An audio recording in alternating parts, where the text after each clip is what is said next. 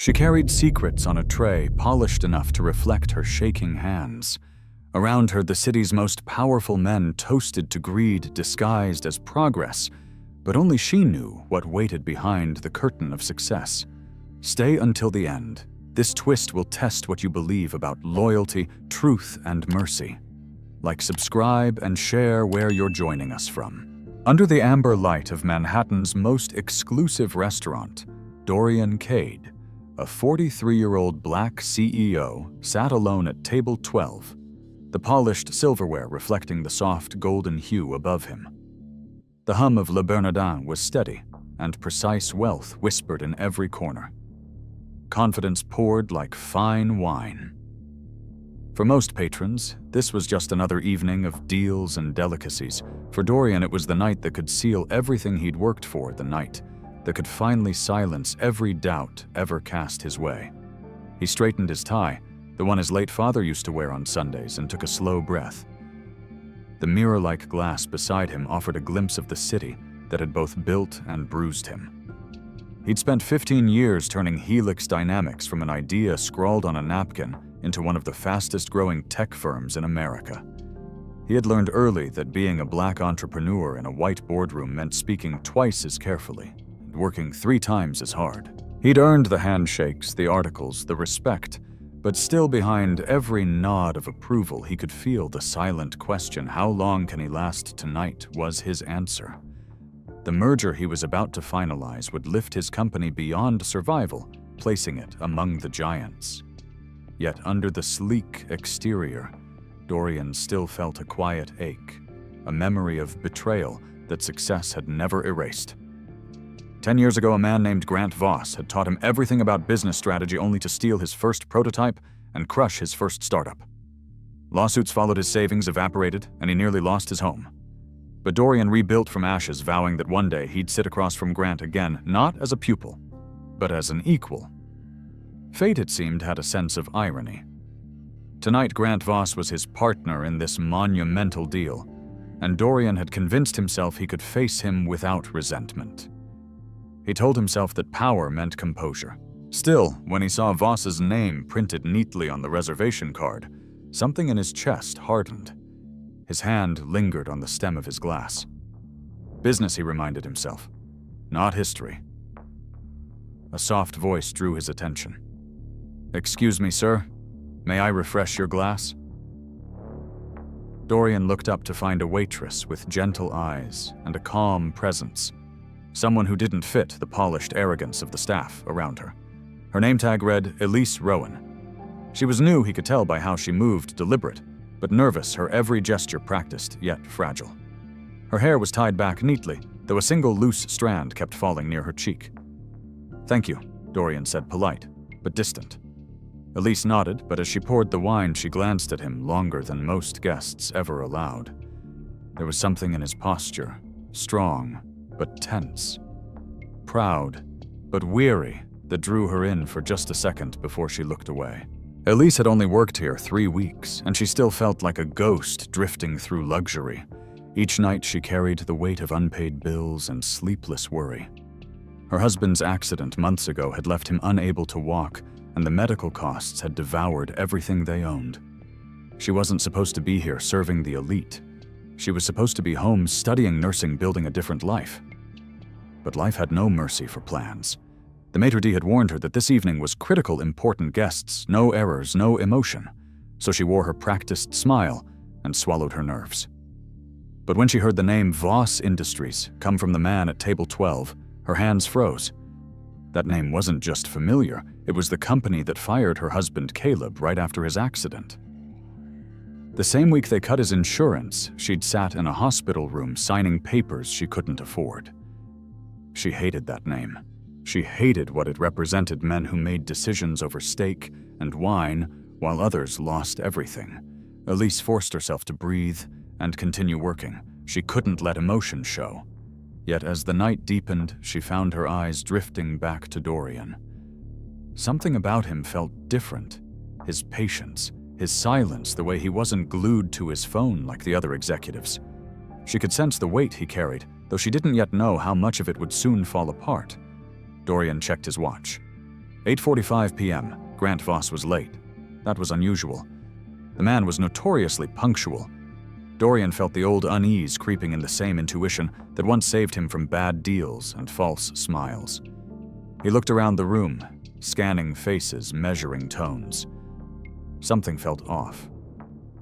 The maitre d' returned, briefly offering reassurance. "Mr. Voss just called, sir. He'll arrive shortly." Dorian nodded but remained alert. When Elise passed by again, refilling glasses at another table, she overheard a man near the hallway speaking quietly into his phone. His voice was sharp, cold, efficient. "Switch the buyer before midnight. Don't let him sign first. Denton wants the drop finalized." Elise's pulse raced. Switch the buyer. Now he spent most nights sketching designs for the adaptive braces that insurance refused to cover. Every paycheck Elise earned went toward the debt they called temporary. Temporary had lasted 14 months. The manager's voice from earlier still echoed in her head. "Section 7, tonight, Elise. That's where our top guests are seated. Don't mess up. You do well there. Maybe you'll get permanent hours." Permanent hours meant a chance to breathe, to buy real groceries again, maybe even a birthday gift for Caleb. She'd smiled and said yes, unaware that fate had seated her right at the edge of something bigger than herself. At table 12, Dorian Cade had already noticed her subtle tension. He didn't mean to watch her, but there was something painfully familiar in the way she held her composure, like a soldier standing upright despite a wound.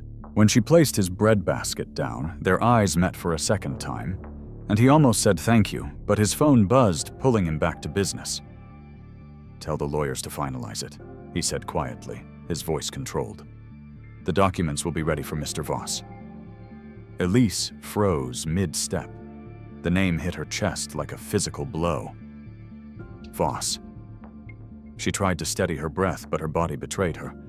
The world around her blurred, the clinking glasses, the violin hum, the whispers of privilege, and all she could see was the hospital hallway, where Caleb had begged for more time before losing his job. She remembered the polite email that followed. "Due to restructuring, your role has been eliminated." Restructuring. That word had gutted her life. Her grip tightened around the tray, and she almost spilled the glass of Chardonnay she was carrying to another table. Dorian looked up just as she steadied it, a flicker of concern crossing his face, but he said nothing. Elise turned toward the kitchen, forcing herself to breathe through the panic. She couldn't lose control. She needed this job. But inside, something ugly and alive was stirring the memory of injustice, of cold signatures and empty promises. Still, there was something about Dorian that didn't fit the image she had of Voss's partners. He didn't gloat, didn't sneer, didn't demand attention. When he spoke, it was with the tone of someone carrying the weight of an entire company, not the arrogance of a man trying to prove power. The contradiction gnawed at her, confusing her anger. She slipped into the service corridor, pressing her palms against the cool wall. Her coworker, Nina, another waitress, passed by and whispered, "You okay?" Elise nodded, lying with a practiced smile. Nina shrugged and hurried back out. Elise closed her eyes for a moment, hearing again that phone conversation from earlier, the man's voice mentioning a buyer switch, Denton, and timing. She hadn't understood it all then, but the pieces were forming now. Something about this deal felt wrong. And if it was Voss, it was worse than wrong, it was deliberate. Back in the dining room, Dorian received another update. The maitre d' returned with a small bow. "Mr. Voss's assistant confirmed he's still en route, sir." "He'll arrive," Dorian said, though his tone carried less conviction than before. He wasn't nervous. He didn't allow himself to be. But he was alert. Instinct whispered that something about tonight was shifting beneath the surface. The last time he'd felt this specific stillness before a meeting, his first company had fallen apart. Elise returned to refill his water, careful not to meet his gaze. Her pulse thundered in her throat. She wanted to say something to warn him, to ask if he knew what Voss was capable of, but the words stuck behind her teeth. Who was she to speak? Just another waitress in borrowed shoes.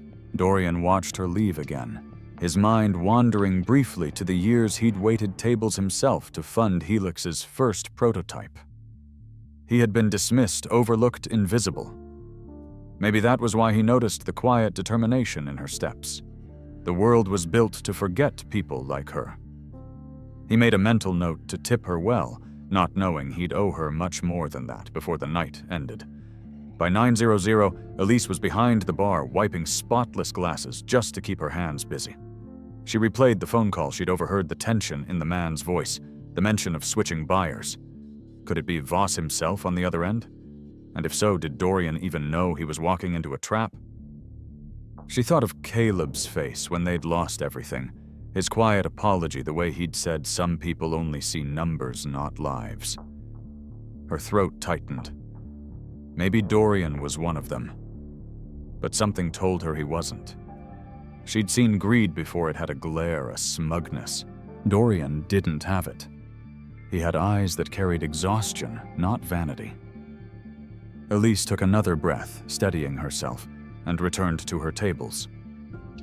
When she reached Dorian's again, he was on the phone, his brow furrowed. "Grant, just text me when you're 5 minutes away. We'll finalize the paperwork. I've got my end ready." He ended the call, looked up and met Elise's eyes as she set down his dish. "You ever get the feeling the people you're waiting on might never show?" he asked with a small, weary smile. She hesitated, unsure if he was joking. "Sometimes the ones who say they're coming are the ones who disappear first," she replied, before realizing how blunt it sounded. Dorian gave a short laugh, low, but genuine. "You're not wrong." For a brief moment, the hierarchy between them vanished, just two people speaking honestly in a place built on pretense. Then the moment ended, the masks returned, and Elise stepped back into the shadow of service. But the exchange lingered in both their minds. She tried to focus on her work, aligning silver forks in perfect symmetry, forcing her breathing to match the tempo of the dining room's hush. Yet no matter how she tried, her mind wouldn't stop circling back to that whisper she'd overheard the man near the restroom, murmuring about switching buyers, about Denton wanting it done before midnight. Those words didn't belong in a restaurant. They belonged in boardrooms or behind closed doors in the kind of world she and her husband could never afford to enter. She didn't understand every detail, but she knew betrayal when she heard it. She'd lived through it. Voss Industries had perfected that language, cutting people loose under the name of efficiency. She had seen her husband cry for the first time when his dismissal letter came with a thank you note and a useless signature. Elise glanced across the room to table 12, where Dorian Cade sat alone, calm as stone, unaware of the trap closing around him. He wasn't a man she should pity. By all logic, he was part of the same machine that had chewed up families like hers, but there was something different about him, something she couldn't explain. He didn't wear arrogance like armor. He wore exhaustion like a second skin. Even from across the room, she could see the faint tap of his finger against the table, the quiet impatience of a man waiting for someone he wasn't sure he could trust. Elise adjusted her apron and tried to ignore it. Her job was to serve, not to interfere, but when she walked past the corridor again to bring out another bottle of wine, she saw the same man in the gray suit, his phone pressed to his ear. His tone was brisk, clinical, precise. "Yes, sir, before midnight. Once Cade signs, Denton pulls out. It's all prepped. The alternate buyers are waiting." Her steps faltered. "Once Cade signs, Denton pulls out." The words echoed inside her head, burning with certainty. This wasn't vague suspicion anymore. This was confirmation. They were planning to betray Dorian to leave him stranded after he committed, just like they'd done to other victims in those online articles she'd read. Elise ducked behind a service pillar, pretending to adjust a stack of napkins as she listened, her pulse hammering in her ears. "No, he has no clue," the man continued. "Voss will stall just long enough to keep him from contacting the others." He laughed, a low, confident sound that made Elise's stomach turn. She knew that kind of laughter. It was the sound of someone who believed they'd never be held accountable. When he walked off toward the bar, Elise exhaled shakily and set down her tray. She'd just overheard proof of betrayal, a trap disguised as business, and the man sitting innocently at table 12 was the target. Her hands trembled as she picked up the empty glasses. Should she warn him?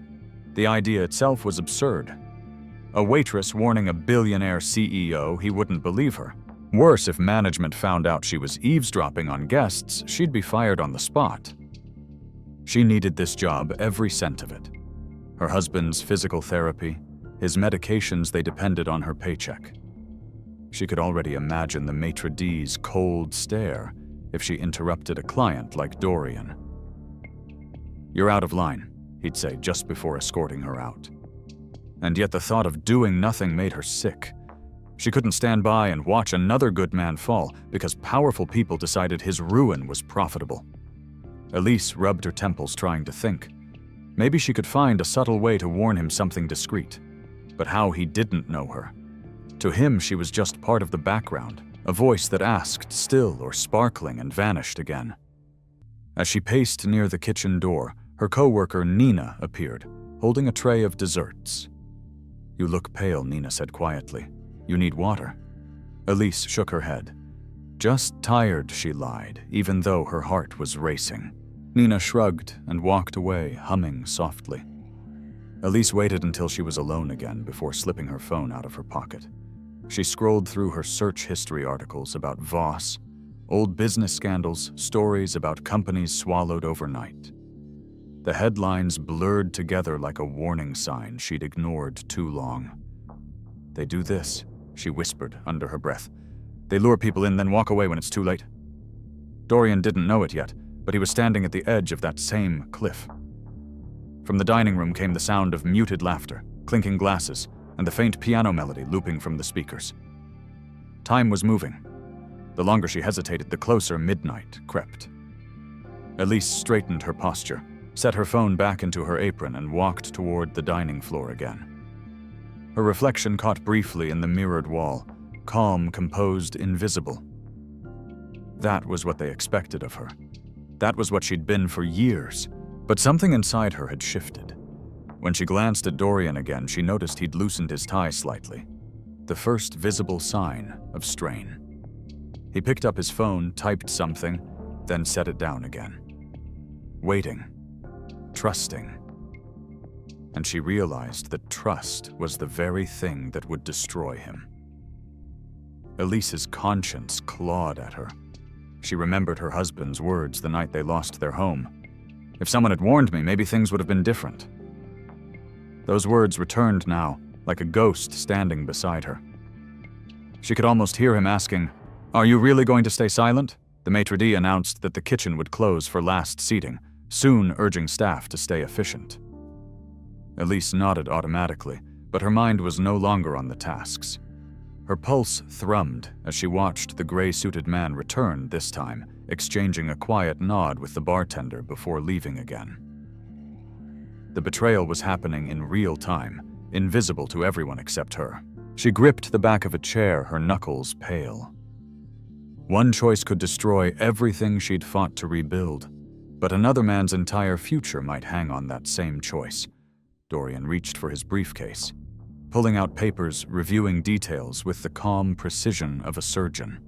The light caught the edge of the silver pen, clipped to his lapel, engraved with initials that must have belonged to someone who once believed in him.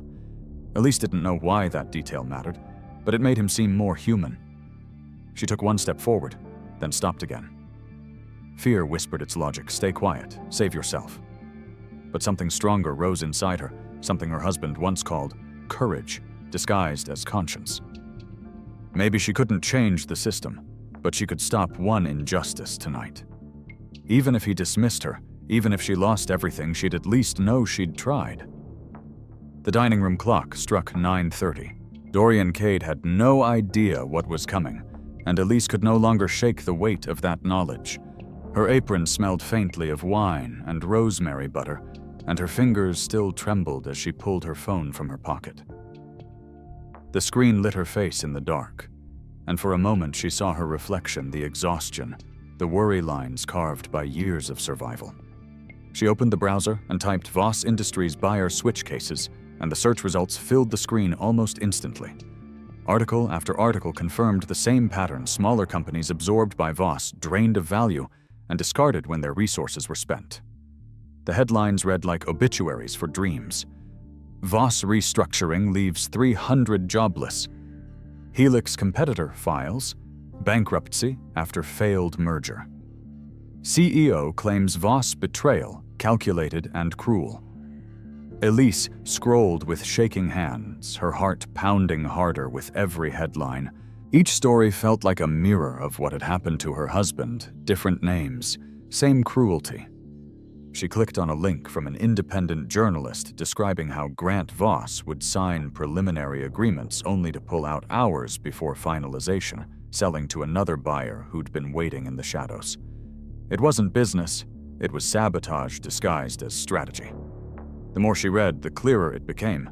Dorian was walking into the same pit, and no one else could see it. Elise's throat tightened. She leaned against the cold brick wall, pressing her phone to her chest, as if it could still her heartbeat. Part of her wanted to run to clock out to leave this whole night behind, before it swallowed her too. But her conscience refused to let her go. She remembered her husband Caleb's voice the night their eviction notice arrived, calm even in defeat. If you ever get the chance to do something right, don't think twice, Elise. Bitterness is easy. Kindness costs. He'd said it through pain, but he'd meant it. She hadn't understood then how heavy those words would become. Now, under the dim alley light, they returned with fierce clarity. She opened another article, this one describing Voss's connection to a shadow investor named Denton, the same name she'd heard whispered earlier. Her stomach twisted as she read about companies Denton had gutted, leaving entire towns jobless. Elise scrolled further, and a small paragraph caught her eye. Voss's tactics rely on insider silence. Those who know what's coming rarely speak. She stared at those words for a long moment. Rarely speak. That was the phrase that broke her. She turned off her phone, tucking it into her apron as the wind whipped around her face. The city lights beyond the alley seemed colder now, harsh and distant. She realized that if she said nothing, she would become part of that silence. She would be another name in a long chain of people who looked away.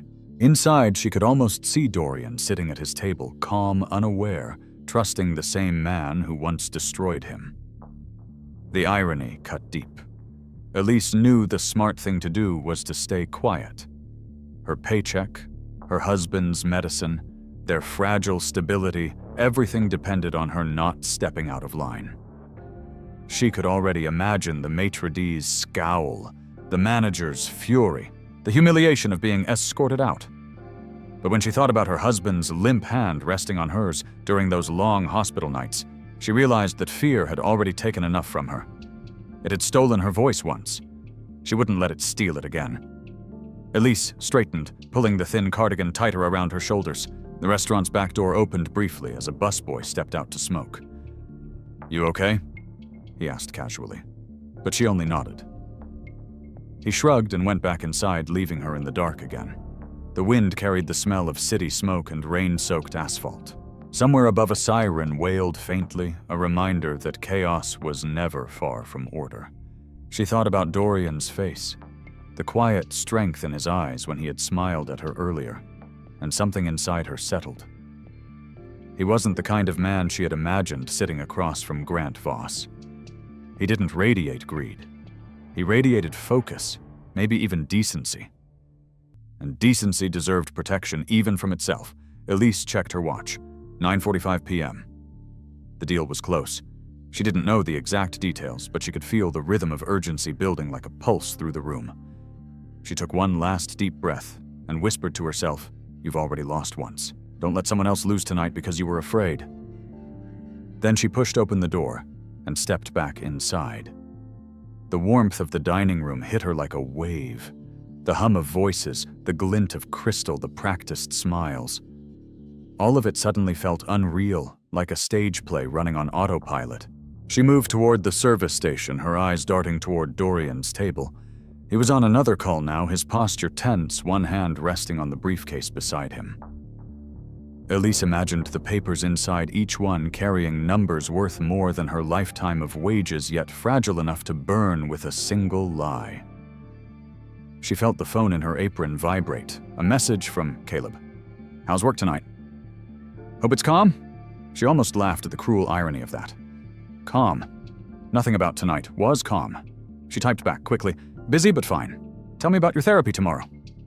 She hit send, slipped the phone away, and forced herself to focus. The maitre d' gestured for her to deliver a bottle of Bordeaux to table 12. The label shimmered under the lights as she approached her steps. Slow, steady, deliberate. Dorian glanced up as she set the wine down. Thank you, he said absently, his eyes still on the phone screen. Of course, sir, she replied softly, her voice calm, though her heart pounded in her chest. For a moment she wanted to speak, to tell him everything she knew, but she held it in. Not yet. She needed a plan, a moment when the room wasn't watching, when the risk would be worth the truth. She poured the wine with practiced grace, bowed her head slightly, and retreated to the shadows. The maitre d' was stationed near the wine cart, his sharp eyes scanning the staff with quiet suspicion, and Elise knew that one misstep would be her last. But fear no longer controlled her. The truth did.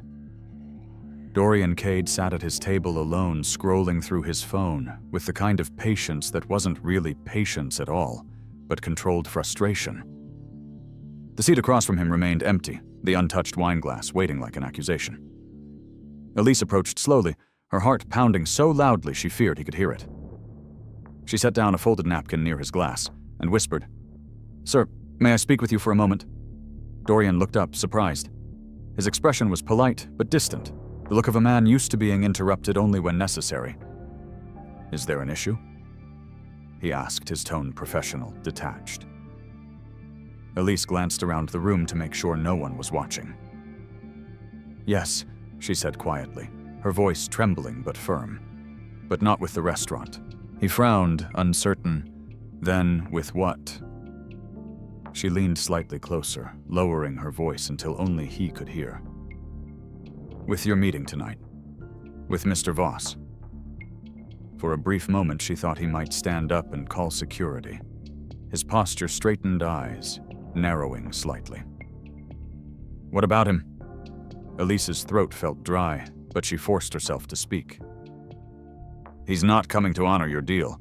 I overheard one of his men making a call near the restroom. They're planning to switch buyers before midnight. Denton wants it done before you sign anything." Dorian stared at her, his expression unreadable. The restaurant's low music filled the pause between them, like a current running beneath the surface. "You're telling me Grant Voss is betraying me because of something you overheard?" he asked, finally, his tone more skeptical than angry. "That's quite an accusation." Elise nodded quickly, understanding how absurd it sounded. "I know it is, sir, and I wouldn't say it if I wasn't sure. They've done this before to other companies, to other people. It's what they do." His brow furrowed. "You seem very certain for someone who shouldn't even know who I'm meeting. Because they did it to my husband," she said suddenly, her voice breaking. "Voss Industries laid him off after his accident and cut his insurance. We lost everything. I thought it was just us, but it wasn't. I started reading Learning. They ruin people, sir, and they're about to ruin you." The last sentence hung between them like a confession. Dorian's instinct was to dismiss her, to assume she was mistaken or, worse, manipulating him. He'd been warned about scams, about strangers claiming insider information, about employees leaking rumors for personal gain. But there was something raw and unpolished in her voice, something too honest to fake. He studied her face, the tired eyes, the trembling hands, the quiet desperation she didn't bother to hide. She wasn't acting. She was terrified. Still, habit made him cautious. "You realize what you're saying could destroy reputations," he said softly. "If you're wrong, then I'll lose my job," Elise interrupted. "But if I'm right, you'll lose everything." That struck deeper than she knew. For years, Dorian had balanced risk and reward like a scientist balancing equations. But this wasn't a formula. This was faith in a stranger. Elise reached into her apron and pulled out her phone, unlocking it with shaky fingers. "Please," she whispered, sliding it toward him across the linen tablecloth. "Just look." The glow of the screen reflected in the silver cutlery as Dorian leaned forward. Headlines filled the display one after another, each detailing a story eerily similar to what she'd described. Voss Industries withdraws after merger agreement. Partner bankrupt. Denton Acquisitions faces lawsuit after sudden withdrawal. Executives left stranded as Voss shifts buyer overnight. Dorian's fingers froze on the screen. The dates matched. The pattern matched. And worst of all, the names in those articles were people he knew, men and women who had warned him quietly over the years to watch his back with Voss. He'd ignored them, believing their bitterness was exaggeration. He'd trusted too easily. He leaned back in his chair, silent. For the first time that evening, his certainty wavered. Elise's voice softened. "I know you don't owe me anything. I know I shouldn't even be speaking to you. But if someone had warned my husband before it happened, maybe we wouldn't have lost everything. Maybe I wouldn't be standing here tonight asking you to trust me." Her words carried the same quiet conviction as a prayer, and Dorian felt something unfamiliar stir inside him, guilt. He'd built his career on logic and precision, yet here was a woman with nothing to gain who risked everything for a stranger. "Why are you doing this?" he asked finally. Elise hesitated before answering. "Because I've seen what silence costs. Because you don't look like the kind of man who deserves this." Dorian's phone buzzed on the table. A text from Grant Voss flashed across the screen, running late. "Start without me." The words hit him like a blade. In 10 years of knowing Voss, he had never once been late to a meeting. Not once. Dorian's pulse quickened as the fragments of her story clicked into place. The missed calls, the half-replies, the sudden changes in tone. He looked at Elise again, and this time he didn't see a waitress. He saw a warning wrapped in courage. She stood still waiting for him to speak, though her hands trembled at her sides. "You said Denton wants it done before midnight," he asked. She nodded. "Then I still have time." He rose slowly from his chair, straightening his jacket. "Thank you, Miss Rowan." He said, his tone measured, his expression unreadable. "You may have just changed the course of a company." Elise stepped back, unsure what to do. "Sir, I don't apologize," he interrupted gently. "You did something most people wouldn't. You told the truth." She wanted to smile, but couldn't. Her body was buzzing with adrenaline, fear, and disbelief. She expected anger, maybe dismissal, but not gratitude. "I didn't do it for you," she murmured. "I did it because someone should have done it for us." Dorian nodded once, a silent acknowledgement that carried more weight than words. He looked down at the phone again, then at the untouched glass of wine beside him. Elise Rowan stood motionless beside the service station. Her breathing shallow, her hands pressed flat against her apron to stop them from shaking. She watched him through the shimmer of candlelight as he stared down at his phone, waiting for a message that could either steady his world or send it spinning. The minutes stretched like hours. When the buzz finally came, it was small, almost polite, one short vibration across the linen cloth, but the look that crossed Dorian's face told her everything. He lifted the phone, his eyes narrowing at the screen, and for a second Elise could read the reflection of the text in his lenses. "Running late. Start without me." 14 words, harmless to anyone else, but to Dorian they detonated like a silent grenade. His expression didn't change much, but his posture did. The confident ease he carried earlier drained from his shoulders. He read it twice, then a third time, before lowering the phone to the table, his jaw tightening. In 10 years of working with Grant Voss, not once had the man been late. Voss prided himself on punctuality the way surgeons prided themselves on precision. To be late was to be unprofessional, and to tell someone to start without him was to dismiss them entirely. Dorian felt a slow, cold awareness crawl through his body as Elise's words replayed in his head. "They're planning to switch buyers before midnight. It fit too perfectly." The sudden delay, the vague text, the careful distance Voss had kept all week, it was all there, right beneath his nose. For the first time in years, Dorian felt foolish. He had lectured others about intuition, about seeing patterns, where others saw coincidences. Yet here he was, moments from being outplayed by the same man who'd stolen from him once before. His stomach tightened as his mind raced through possibilities. If Voss really intended to abandon the deal, Dorian needed to act fast. but one wrong move could confirm his vulnerability. He looked around the restaurant, the soft murmur of diners blending into a muted hum, as if the whole place was conspiring to appear calm. Across the room, Elise tried not to look directly at him, but she could sense the weight of his realization like heat radiating across the floor. She wanted to step closer to ask what he'd seen, but she knew better. For now, her role was finished. She had given him the truth. What he did with it was no longer hers to decide. Dorian turned slightly in his chair, scanning the dining room as though expecting Voss to appear through the glass doors any second. But the seat remained empty, and the maitre d' was busy pretending not to notice. A waiter offered to refresh his drink. Dorian waved him off his mind, far from food or wine. He opened the phone again, scrolling through past messages from Voss, dozens of them over the last month, each one filled with false warmth and calculated flattery. "Proud of what you've built, brother. This merger will change everything." The words now tasted like poison. Dorian's breath steadied as another thought surfaced Elise's phone. The headlines she'd shown him weren't coincidence. He needed to see them again, this time with a sharper eye. Rising from his chair, he walked toward the corner where Elise stood pretending to polish cutlery. She froze as he approached. "May I see that phone again?" he asked quietly. His tone wasn't harsh, just controlled, but it carried the authority of a man used to being obeyed. Elise nodded, unlocking it and handing it over. Dorian scrolled through the articles, his eyes scanning faster with each line. Every story followed the same blueprint, companies like his ambitious and trusting lured into mergers that never closed. The pattern was ruthless. Denton Capital funded the buyer switch, Voss collected a silent fee, and the original partner was left stranded with debts contracts and no recourse.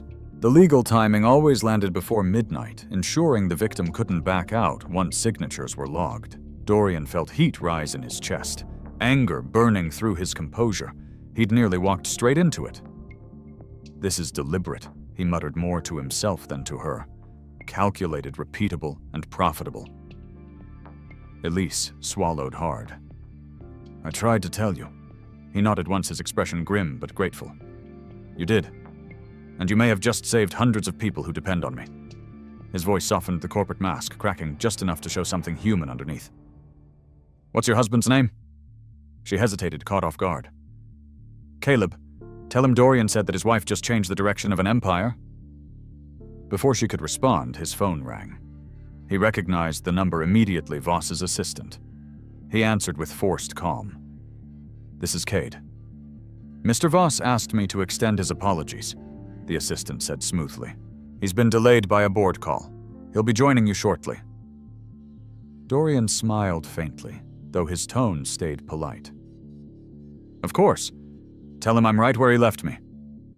He ended the call before the man could reply. Elise looked uncertain. "What will you do now?" Dorian slipped his phone into his pocket. "Finish my dinner," he said, but his voice carried the chill of resolve.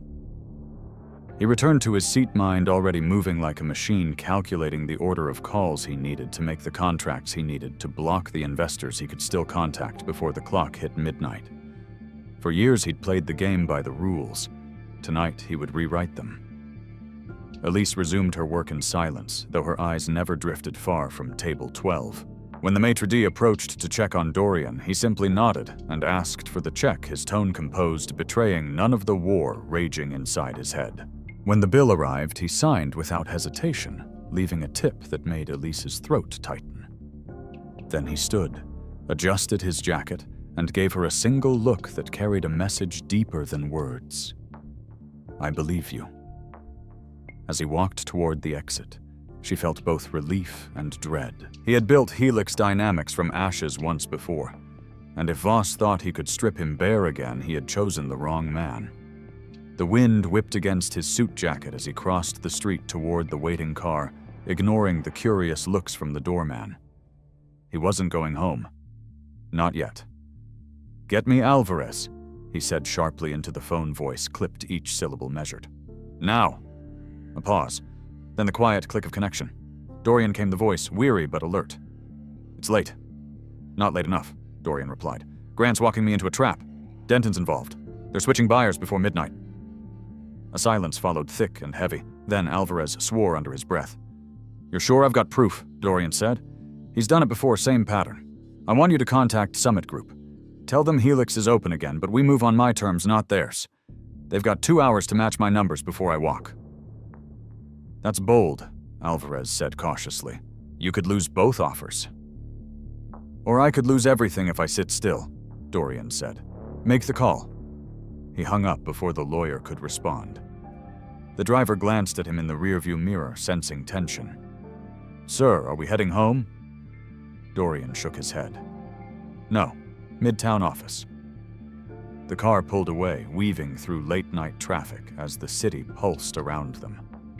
His reflection in the window looked unfamiliar, colder, sharper, the eyes of a man who had just glimpsed the edge of ruin and refused to step over. Inside the restaurant, Elise Rowan stood at the service station, wiping her hands with a towel that trembled between her fingers. She didn't know what would happen now, only that the man she'd warned had believed her. That alone felt like victory. The manager's voice cut through her daze. "Rowan, what did you say to that gentleman at table 12? His tone was low but dangerous, like a blade hidden in a whisper. He left upset. Elise blinked, scrambling for words. "He wasn't upset, sir. He just had to leave quickly." "We don't interfere with clients," the manager said sharply. "One complaint and you're finished here." "Yes, sir," she replied softly, bowing her head. He stared at her a moment longer, then turned away, muttering under his breath. When she looked up again, the table where Dorian had sat was empty, the wine glass half full, the napkin folded neatly beside his untouched plate.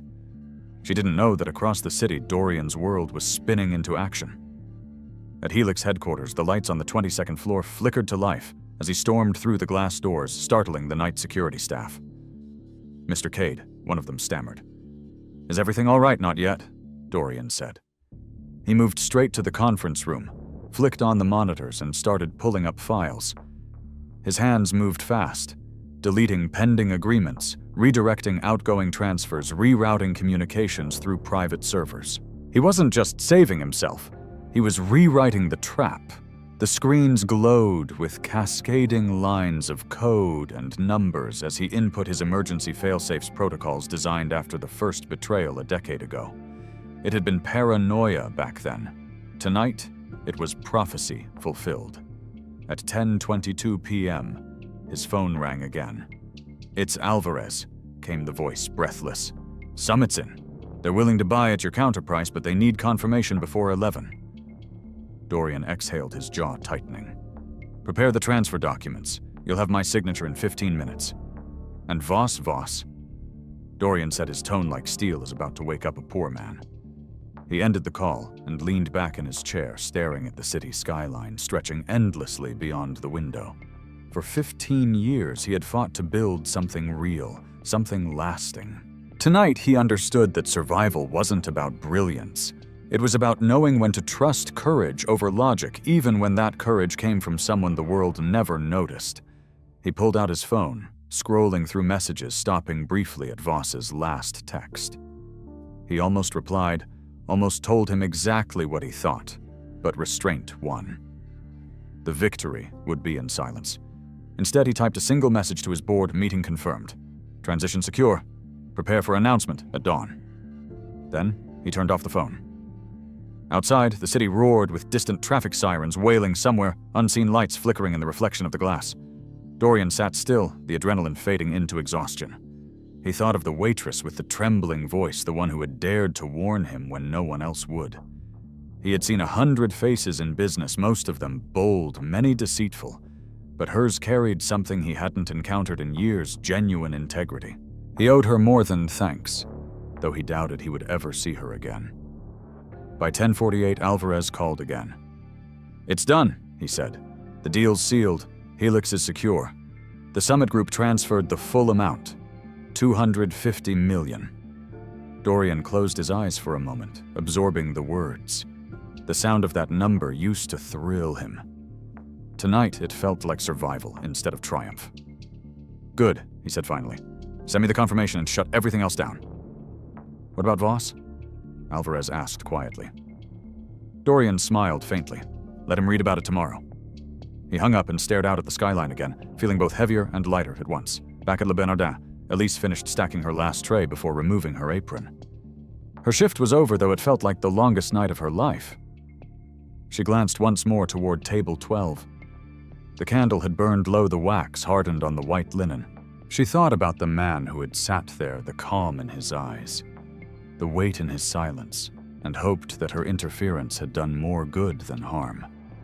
When she walked toward the kitchen, she didn't notice the envelope sitting by the edge of the tablecloth, half hidden beneath the napkin. It was small, unmarked, left behind deliberately. Inside was a business card and a single handwritten note. Sometimes the right warning comes from the quietest voice.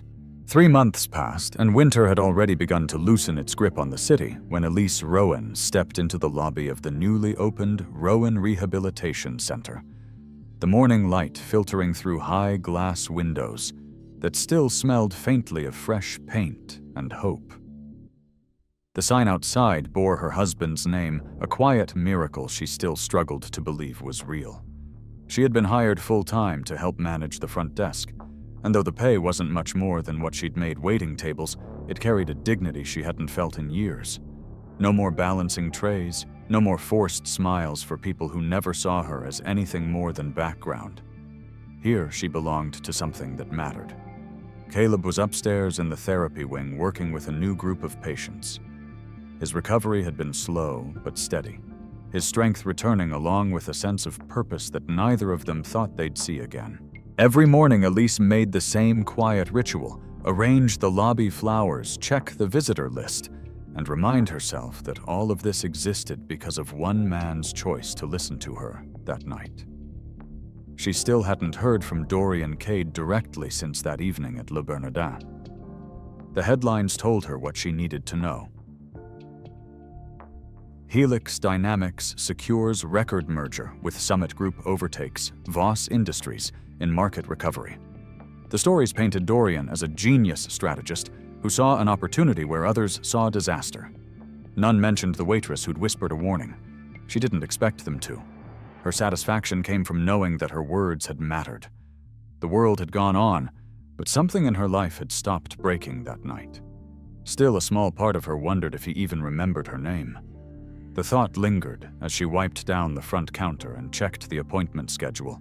Around noon, the front doors opened, and the sound of polished shoes on tile made her glance up. For a moment, she didn't recognize him. He wasn't wearing the sleek charcoal suit or the guarded expression from that night. He wore a dark coat dusted with snow and a look of quiet peace, the kind earned only after surviving chaos. "Mr. Cade," she said, startled her voice a whisper. He smiled, genuine and warm. "Hello, Miss Rowan. I hope I'm not interrupting." She shook her head quickly. "No, of course not. I didn't expect, neither did I," he said softly, stepping closer. "I was in the neighborhood and wanted to see the facility for myself. I hear it's doing good work." She hesitated, still unsure if she was dreaming. "You've heard right. It's changed a lot of lives." He reached into his coat and pulled out a large envelope, the same type of sleek stationery she remembered from his table that night. "Then let's make sure it keeps changing them," he said, handing it to her. "This is from Helix's new wellness division. You might want to open it." Elise frowned slightly, but accepted it, her fingers brushing the embossed logo in gold. Inside were 2 papers, a check so large she thought it had to be a mistake, and a formal letter printed on Helix letterhead. She blinked, rereading it twice before she could speak. "This covers Caleb's treatment," she murmured. "For the next 5 years," Dorian added. "And if you look at the second page, there's a position offer. Research coordinator. He'd be leading a small team under the wellness branch. Flexible schedule, full benefits. He'll be working on physical recovery technologies. His background in mechanical design fits perfectly." Elise's throat closed, tears threatening to fall before she could stop them. "Mr. Cade." "Dorian," he corrected gently. "After what you did for me, I think first names are fair." She shook her head, overwhelmed. You don't have to do this. You've already done more than enough. You'd be surprised how many things I had to do since that night, he said with a faint smile. But this isn't one of them. This one I want to do. He looked around the lobby, taking in the modest setup, the small coffee table stacked with wellness brochures, the single painting of the ocean that hung above the reception desk. You've built something meaningful here, he said. I thought it was time to give it the resources it deserves. She laughed softly through her tears. We're barely starting, but Caleb's happier than I've seen him in years. Dorian nodded, eyes softening. He deserves that happiness. And so do you. The words hit her deeper than she expected. She had spent so long being invisible that even kindness felt unfamiliar. She motioned toward the elevator. Would you like to see him? If it's not intruding, Dorian said. She led him through the hallway toward the therapy wing. The walls were lined with photographs of patients, each one holding a small card that read, "Still moving forward."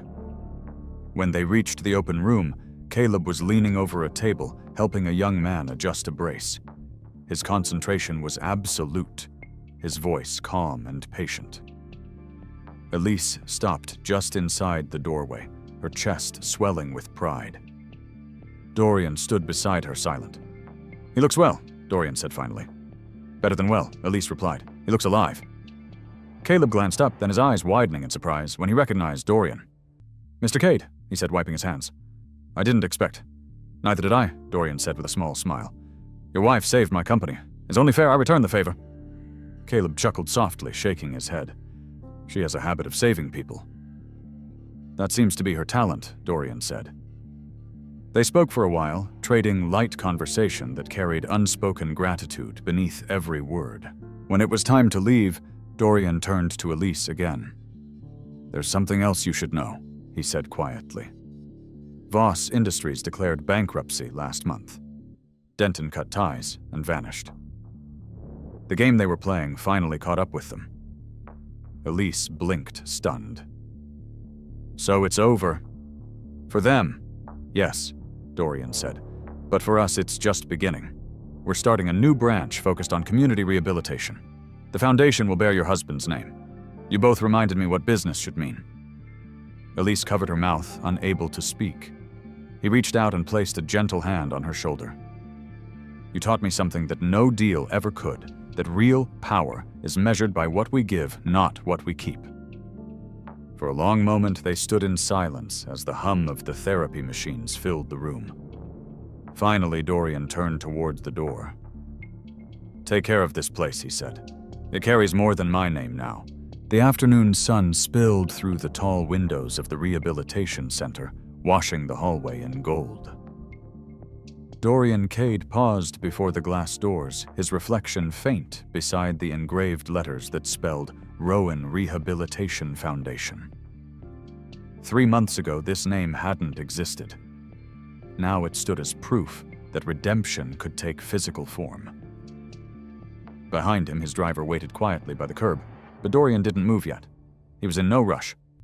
For the first time in years, he wasn't chasing a deal, a deadline, or an empire. He was chasing meaning. The world had already labeled his recent actions as bold and unprecedented, an empire builder shifting from tech innovation to social restoration. But Dorian knew the truth was far simpler. It wasn't strategy that brought him here. It was gratitude. He pushed through the doors and stepped inside. The scent of disinfectant and lavender filled the air, and the sound of quiet laughter drifted from down the corridor. A receptionist greeted him warmly, recognizing his face from the news, but Dorian only smiled and nodded toward the therapy wing. He didn't come here for attention. He came to see the people who reminded him why he had rebuilt his life differently after that night.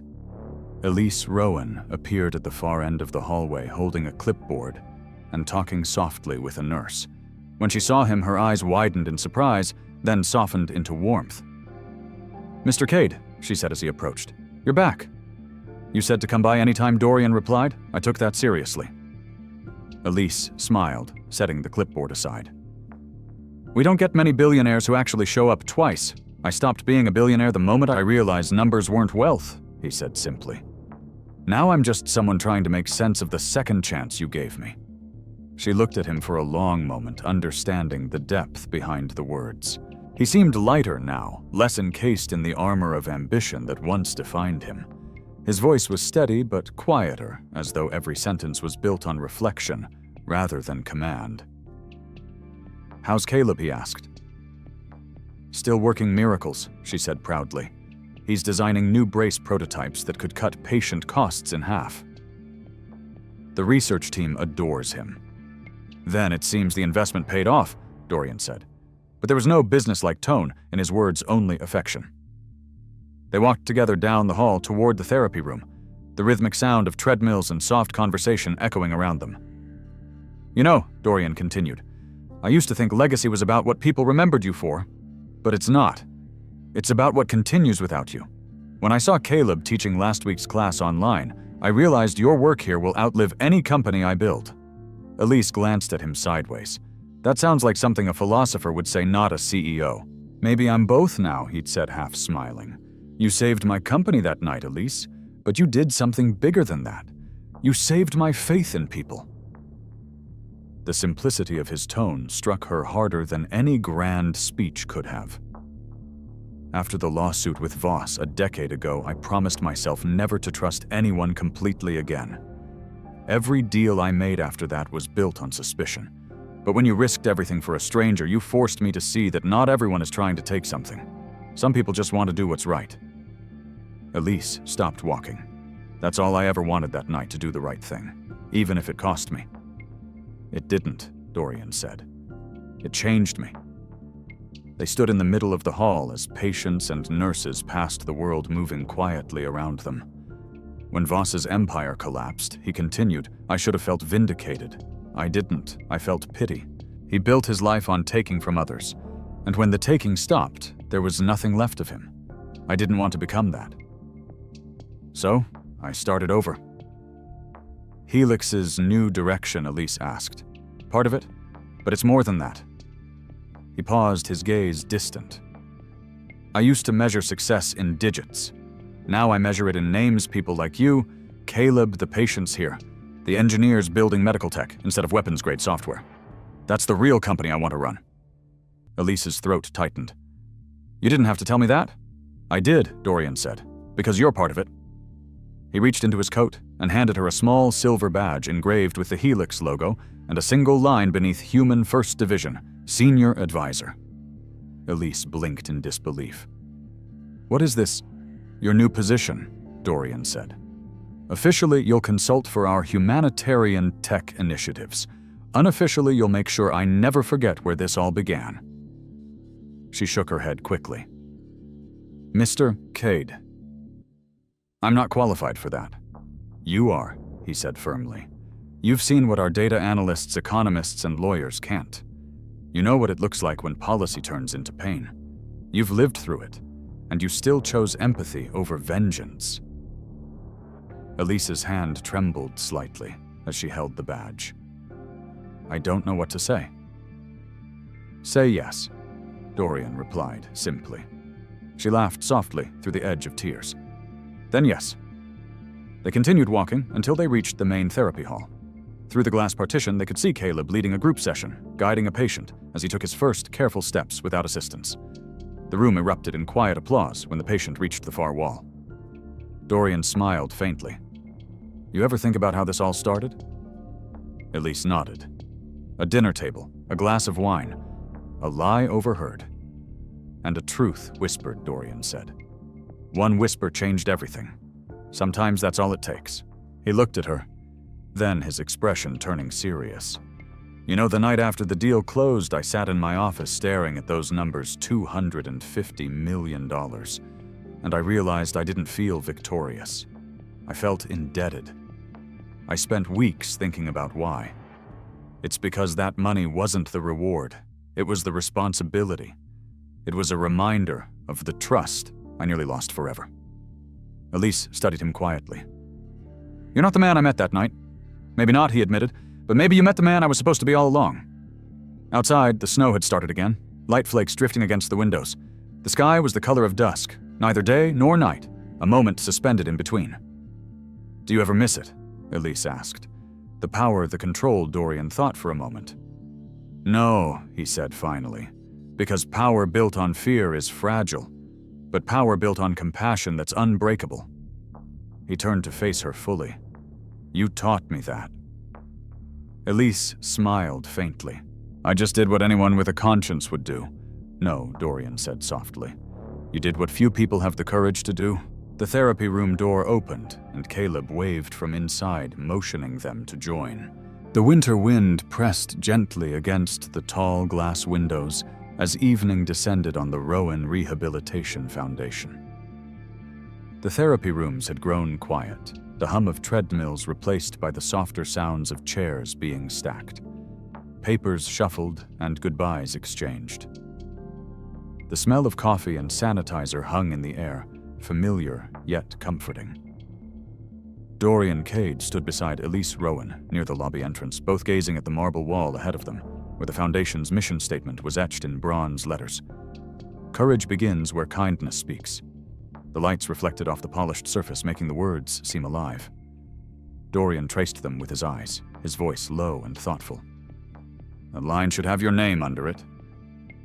Elise shook her head, smiling. Then keep living it, she said quietly. He turned toward her, the corners of his mouth lifting in a smile that was both weary and peaceful. For years he had chased the idea of success through skyscrapers, numbers, and applause.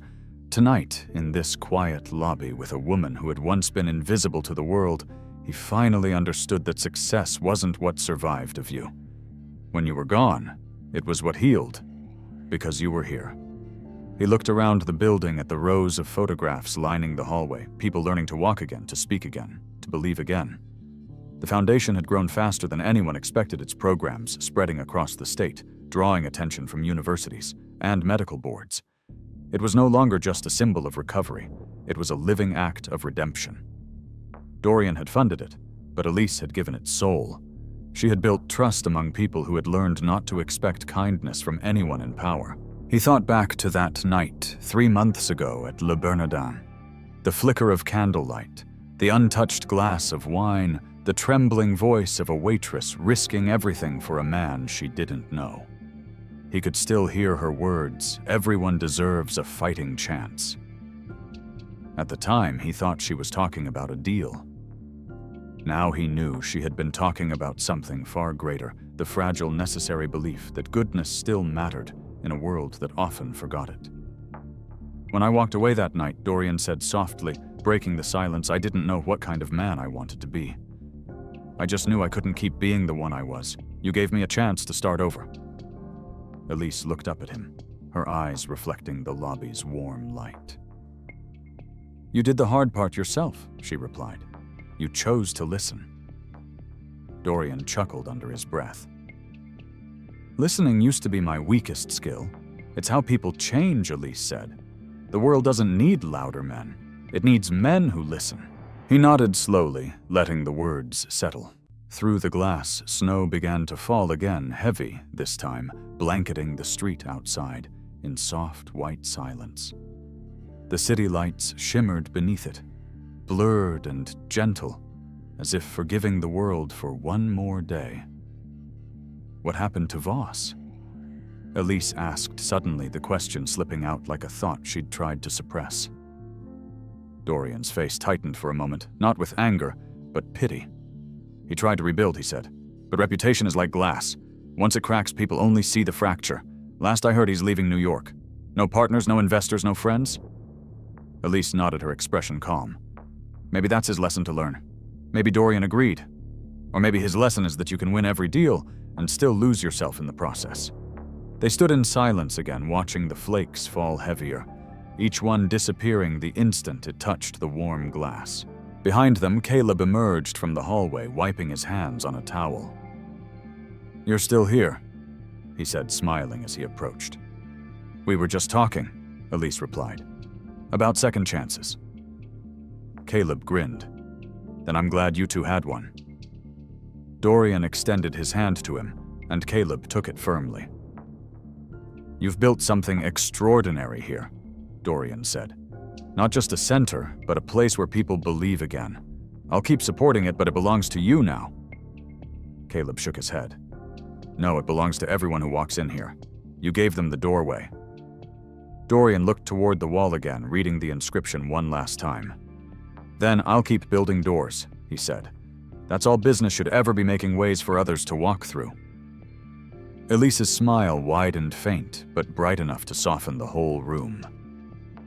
"If that's true," she said, "then you finally built something that can't be bought or sold." He looked at her, understanding exactly what she meant. For years, he had chased permanence through wealth, not realizing that permanence came through people. The legacy that mattered wasn't what bore your name, it was what carried your heart when you were gone. The foundation was his proof of that, a living pulse born out of one act of courage and one act of trust. Dorian slipped his hands into his coat pockets, glancing once more toward the snow-covered city. "It's strange," he said quietly. "For so long I thought the moment that defined my life would be the one where I signed a deal. Turns out it was the moment someone whispered a warning." Elise laughed softly. "Life's funny that way. It rarely announces the moments that change it." "Then maybe it's our job to notice them," Dorian said, "and to thank the people who make them happen." "You already did," she replied. "You built this." He hesitated, then extended his hand. "Thank you anyway." She shook it gently, her grip warm and steady. For a moment, the world outside seemed to pause, the snow frozen mid-air. The traffic silenced the light, holding its breath as if honoring the simple grace of gratitude shared between two people who had once been strangers on opposite sides of power. When they finally let go, Elise stepped back and called out to Caleb, who was already talking to a patient near the front desk. The building felt alive again, voices rising in quiet harmony. Dorian turned toward the door, his reflection faint in the glass. He wasn't the same man who'd walked into that restaurant months ago chasing a fortune. That man had measured life in margins and mergers. This man measured it in moments and meaning. As he stepped outside, the snow caught in his hair, melting against the heat of his skin. The city didn't notice him, and he didn't need it to. The only acknowledgement he wanted was already written in bronze behind him. Elise watched through the window as he walked away, the outline of his figure fading into the swirling white. She thought about everything that had happened, the fear, the courage, the quiet miracle of that night, and felt a sense of peace settle deep inside her. Sometimes the smallest decisions carry the loudest echoes. Sometimes a whisper in a crowded room can rebuild an entire world. She turned off the lights, locking the doors behind her, and joined her husband by the elevator. Outside, the snow kept falling, silent, endless cleansing. Somewhere in that quiet, a truth lingered. Kindness didn't just save the broken, it rebuilt the strong. And as long as courage had a voice, the world would never stop healing. The end. If this story moved, you don't forget to like and subscribe for more true-hearted tales. Tell us what you thought about the ending. Did Dorian's transformation surprise you? And let us know in the comments where you're watching from. We love seeing our stories reach every corner of the world.